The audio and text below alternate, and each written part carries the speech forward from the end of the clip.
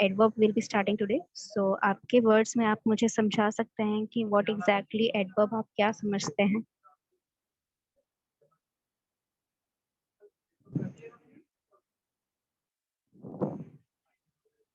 What do you mean by adverb? Adverb का क्या मतलब होता है आप समझते हैं? If you are able to understand, अपने शब्दों में समझाइए, हिंदी में, इंग्लिश में, जैसे आप बताना चाहते हैं।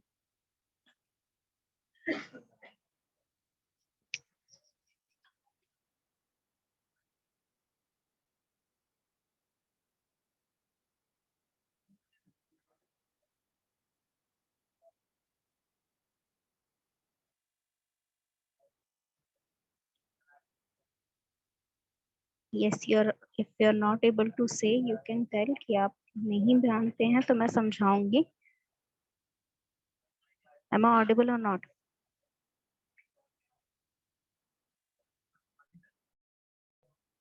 Am I audible, student? Yes, ma'am. Yes. If I'm audible, then tell me if you know what is adverb or not. आपको पता है adverb क्या होता है? See here, you can see in the screen. Adverb का meaning यहाँ लिखा है कि adverb is a word in a sentence which modifies the meaning of verb or adjective or another adverb or phrase or a clause. That means कि normally आपको ये चीज पहले भी पता होगी कि adverb जो होता है, ठीक है, जो भी आपका वर्ब है, यानी कि जो काम किया जा रहा है सेंटेंस में, जिस काम के बारे में डिस्कशन किया जा रहा है, उस काम को मॉडिफाई करता है। यानी कि मॉडिफाई करने का मतलब क्या हुआ कि उस काम के बारे में कुछ भी डेफिनेशन दे रहा है, कुछ भी डिस्क्रिप्शन दे रहा है, ठीक है, कुछ भी डिफाइन कर रहा है, जो कि बता रहा है कि काम किस तरह से हो रहा है। तो वो मॉडिफिकेशन जब आपका होता है सेंटेंस में, जिस वर्ड से होता है, उसे एडवर्ब कहते हैं। But it is not only the word that modifies verb, वो एडजेक्टिव को भी मॉडिफाई करता है। यानी कि एडजेक्टिव जो होता है सेंटेंस में, उसके बारे में भी आपको डिस्क्राइब करेगा कुछ। जो अनदर एडवर्ब है, यानी कि ऑलरेडी अगर एक वर्ब एडवर्ब प्रेजेंट है सेंटेंस में, जो कि आपके वर्ब को, जो कि काम किया जा रहा है, उसके बारे में कुछ बता रहा है, उसको भी मॉडिफाई करने के लिए, उसको भी मॉडिफाई करने की क्या जरूरत है, ये बताइए मुझे। If there is a sentence जहां पर आपको ऑलरेडी एक वर्ड है, जो आपके कोई भी काम आप जो कर रहे हैं वहां पर सेंटेंस में, उसको वो मॉडिफाई कर रहा है, यानी कि उसके बारे में आपको बता रहा है, तो आपको और एक वर्ड की क्या जरूरत है जो वो उसको मॉडिफाई करे? क्या आप मुझे बता सकते हैं इसके बारे में कुछ? अगर जैसे ये एग्जाम्पल में यहाँ पर जो एडवर्ब को मॉडिफाई कर रहा है, तीसरा एग्जाम्पल है जहां पर ये लिख रहा है कि she speaks very loudly. Now speaking is your verb in this sentence. Verb को मॉडिफाई करना, यानी कि वो कैसे कर रही है वो काम, वो बता रहा है आपका कौन सा word? Which word is describing that? She speaks very loudly, इसमें आपका वर्ब है स्पीक्स, उसको मॉडिफाई कौन कर रहा है, उसके बारे में कौन बता रहा है, कौन सा वर्ड बता रहा है? Very. वेरी बता रहा है और लाउडली नहीं बता रहा है। Yes, ma'am. Loudly. लाउडली भी बता रहा है, वेरी भी बता रहा है। Loudly is the adverb in this sentence and very is also the adverb in this sentence, but the difference between these two is loudly is telling about the verb directly.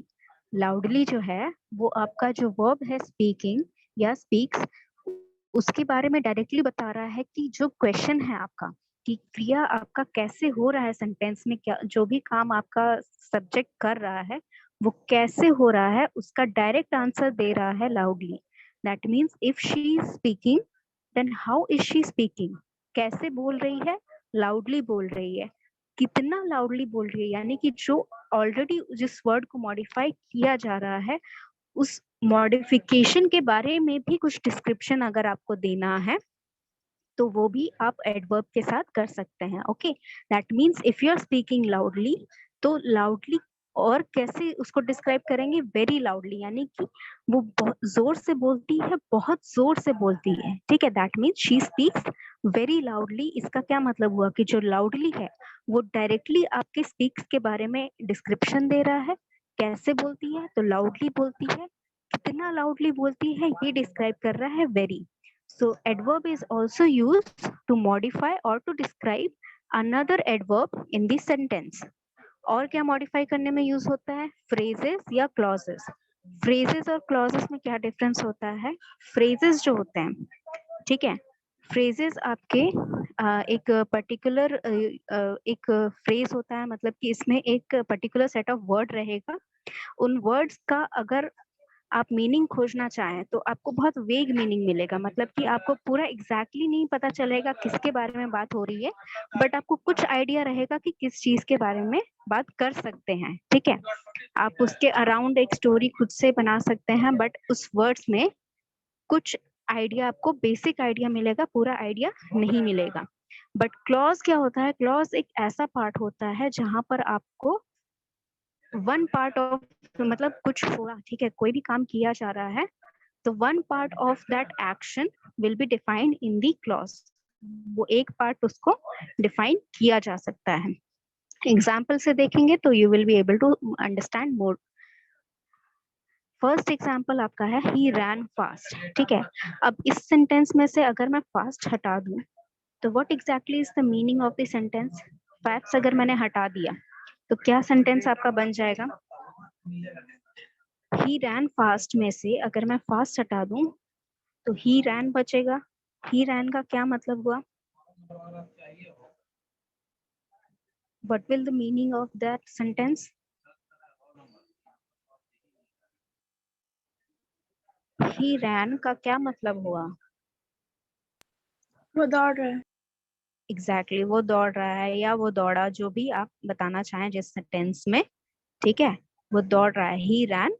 ठीक है, तो अब उसको modify करना, यानी कि कैसे दौड़ा, ये बता रहा है फास्ट वर्ड, राइट. अगर आपने फास्ट इसमें ऐड किया है सेंटेंस में, दैट मीन्स आपका काम कैसे हो रहा है, कैसे वो सब्जेक्ट काम कर रहा है, उस बारे में बताने के लिए आपने एक वर्ड ऐड किया सेंटेंस में. दैट मीन्स आप मीनिंग में कुछ भी ऐसा नहीं है कि अगर आप वर्ड जो सेंटेंस में से अगर आप एडवर्ब हटा देते हैं तो इट डजंट मीन कि आपका सेंटेंस का मीनिंग नहीं रहेगा. ठीक है, मीनिंग रहेगा, बट वो मीनिंग बहुत एक वेग मीनिंग रहेगा, वो डिटैच मीनिंग रहेगा, उसमें किसी का अटैचमेंट नहीं रहेगा. ठीक है, कैसे अटैचमेंट रहेगा वो आप आगे के एग्जाम्पल में देखेंगे. ही रैन फास्ट में क्या बताया उसने कि वो कैसे दौड़ा, तो that means it is directly describing you about the verb in the sentence. Next आपका एग्जाम्पल है these are very sweet mangoes. Sorry, there is an textual error, syntax error है, उसको प्लीज इग्नोर करिए. These are very sweet mangoes. अब very sweet mangoes है, अगर मैं very हटा दूं इसमें से तो इसका मीनिंग सेम रहेगा और ऑलमोस्ट सेम रहेगा. ठीक है, राइट. इफ मैं कहूँ ऐसा कि these are sweet mangoes and these are very sweet mangoes, दोनों में क्या डिफरेंस रहा? क्या आप इस डिफरेंस को पहचान सकते हैं? These are very sweet mangoes एक सेंटेंस है, दूसरा सेंटेंस है दीज आर स्वीट मैंगोज. क्या डिफरेंस है दोनों के बीच? दोनों सेंटेंसेस में कोई डिफरेंस आप बता सकते हैं? एक बहुत मीठा है और एक मीठा है. एग्जैक्टली वही चीज मैं कह रही हूँ कि अगर आप किसी चीज को बोल रहे हैं कि बहुत मीठा है और मीठा है, दोनों में क्या अंतर हुआ? आप कब ऐसा सेंटेंस में यूज करते हो जब आपको बोलना होता है कोई चीज के बारे में? मान लीजिए आपने कोई मिठाई खाई, कहीं नई मिठाई खाई जो आपने कभी ट्राई नहीं की थी, तो आप उसमें बहुत मीठा बोलेंगे या मीठा बोलेंगे? दोनों में से कौन सा बोलेंगे, कैसे डिसाइड करें? मैम ज्यादा मीठा होगा तो वेरी बोलेंगे, कम होगा. हाँ, वेरी आप लगाते हैं कब? व्हेन अगर मैं बोलूं कि आई एम हैप्पी एंड अगर मैं बोलूं कि आई एम वेरी हैप्पी, दोनों में इतना ही डिफरेंस है. दैट मीन्स कि आपके इमोशंस का डिफरेंस है कि आप खुश हैं या बहुत खुश हैं. तो उसी तरह ये जो दोनों सेंटेंसेस है कि दीज आर स्वीट मैंगोज में सिर्फ आप एक स्टेटमेंट बोल रहे हैं जिसमें कोई भी इमोशन नहीं है. ठीक है, एक स्टेटमेंट बोल रहे हैं कि ये जो आम है ये मीठे हैं. ठीक है, हो सकता है ये यही डिफरेंस होता है कि जब आप एक कोई चीज के बारे में इंफॉर्मेशन देते हैं, ठीक है, अगर आप इंफॉर्मेशन दे रहे हैं कि ये जो मैंगोज हैं वो मीठे हैं, ये वो मैंगोज मीठे नहीं हैं, सिंपल इंफॉर्मेशन दे रहे हैं, तब आप वेरी वर्ड या कोई भी एडवर्ब यूज नहीं करते हैं। क्यों नहीं यूज करते? Because you are informing someone about something. Very लगा देने का यानी कि एडवर्ब लगाने का मोटिव ये होता है, that means you are attaching your emotions to your statement. जो भी स्पीकर है या जो राइटर है वो अपना इमोशंस अटैच कर रहा है कि उसको वो आम इतने मीठे लगे that they want to convey this message to you कि these mangoes are very sweet. Okay, तो पता चल गया डिफरेंस। तो स्वीट इज योर एडजेक्टिव, ठीक है। स्वीट उसका टेस्ट बता रहा है, टेस्ट बता रहा है, that means quality of the mango is described here. Quality is what? Adjective. Any doubt in this? She speaks very loudly, we have discussed, वहां पे भी कोई डाउट नहीं होना चाहिए, अगर है तो अभी पूछ लो। Doubt ma'am. नहीं है आगे? Okay. He was sitting close beside her. Now here it is written that beside her is a phrase.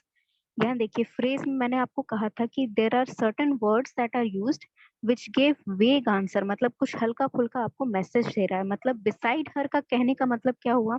Beside का मतलब क्या होता है? बगल में। हाँ, बगल में। बगल में। उसके बगल में मतलब कोई एक लड़की बैठी है, उसके बगल में कुछ हुआ जिसके बारे में बात हो रही है। That means you can get मतलब आपको एक छोटा मोटा आइडिया मिल जाएगा कि किस बारे में सेंटेंस आपको बन रहा है, किस बारे में सेंटेंस का मैसेज आपको मिल रहा है। Okay, get my point? This is what a phrase means. Phrase का मतलब होता है कि जो भी कॉम्बिनेशन ऑफ वर्ड आप यूज कर रहे हैं उसका बहुत ही वेग में, मतलब पूरा मतलब नहीं पता चलेगा, पूरा एक सेंटेंस नहीं बना पाएगा वो, थोड़ा कुछ मिस पता चलेगा कि इंफॉर्मेशन, कुछ इंफॉर्मेशन दे रहा है कि हाँ जो भी बात हो रही है वो यहाँ पे हो रही है, या ऐसे इस चीज की बात हो रही है, या उस चीज की बात हो रही है, कोई भी चीज उसका आपको बताना है। ठीक है, तो बिसाइड हर जो फ्रेज है, ठीक है, he was sitting, this is one part of your sentence. ठीक है, he was sitting is one part of the sentence that is telling you about the actions of your subject. जो भी action है आपके subject के उसके बारे में this part of sentence is telling you about that thing. तो he was sitting, वो क्या कर रहा था? बैठा था। ठीक है, बैठा था। हाँ, कैसे बैठा था? बगल में। बगल में बैठा था। ठीक है, अब बगल में बैठा था तो बगल में भी कैसे बैठा था? क्लोज बैठा था, मतलब वो उसके एकदम बगल में, बगल वाली कुर्सी पे हो सकता है बैठ जाए, तो still there should be a distance, जो डिस्टेंस नहीं रहा। ठीक है, बगल में क्लोज बैठा था, that means the closeness is being noted here.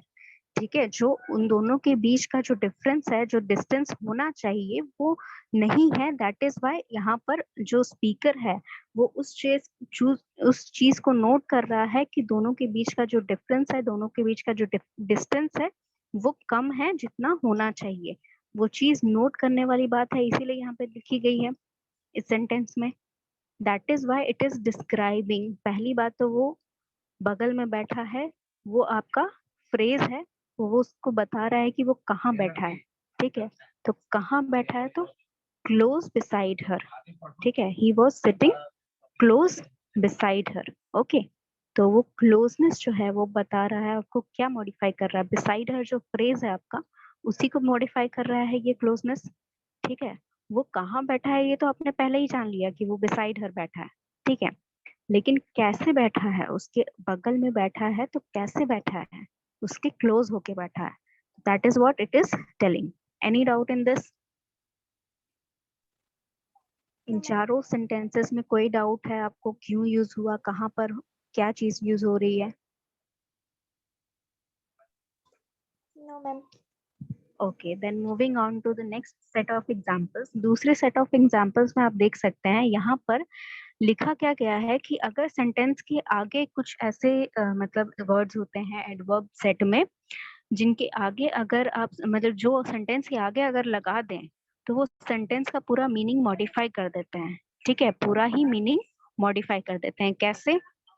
First example देखिए, unfortunately the bank closed eight 2 today. अगर अनफॉर्चुनेटली का पहले मतलब क्या होता है पता है आपको? What is the meaning of unfortunately? अचानक। नहीं, अनफॉर्चुनेटली का क्या मतलब?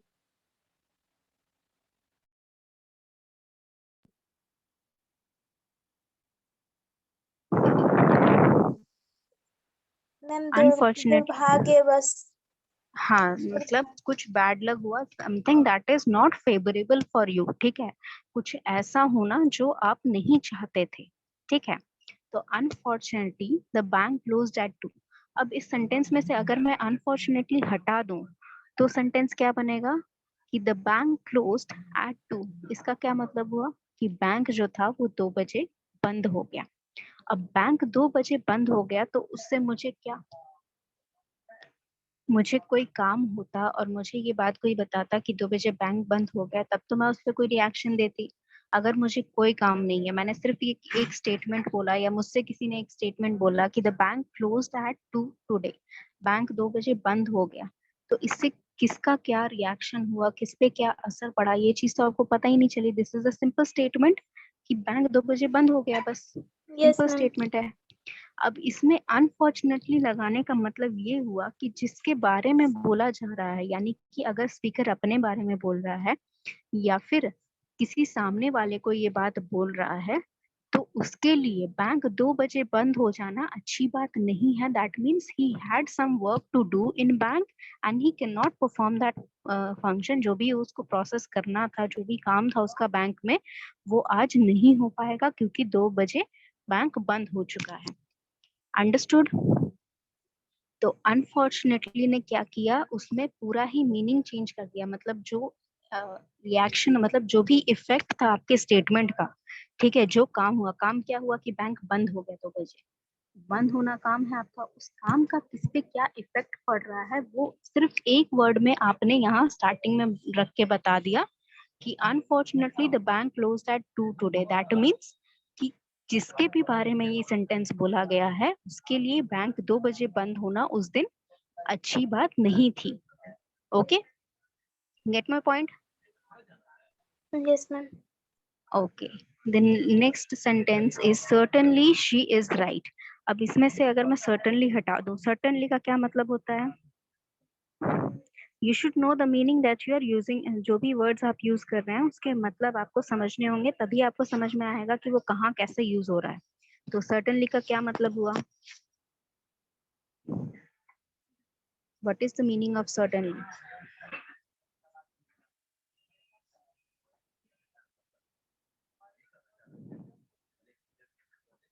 सर्टेनली का क्या मतलब हुआ बच्चे?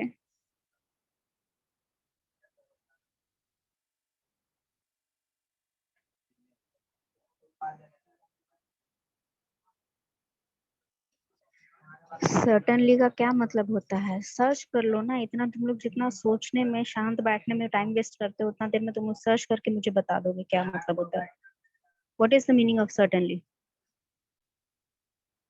सर्टेनली का मतलब होता है कि श्योरिटी है आप किसी चीज की, तभी आप सर्टेनली बोलते हो, ठीक है। Certainly it is Monday today, मतलब आज सच में मंडे ही है। I am sure about this, ठीक है, जब आप किसी चीज के बारे में 100% श्योर हैं।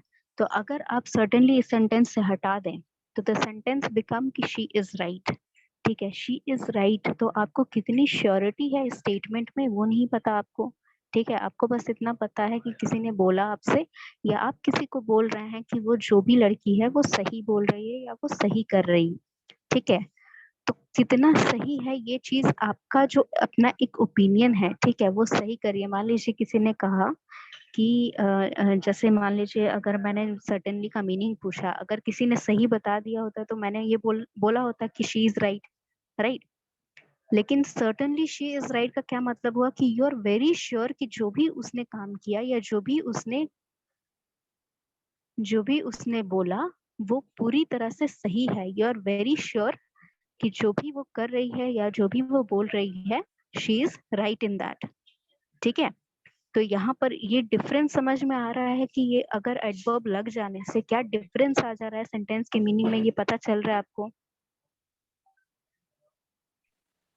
समझ यस में मैम। आ रहा है सबको? हाँ ठीक है, तो यही चीज है कि यही चीज यहाँ पे बोली गई है कि अगर आप एडवर्ब में, ठीक है, बिगनिंग में सेंटेंस के आप एडवर्ब लगाते हैं तो वो पूरे सेंटेंस को मॉडिफाई कर देता है।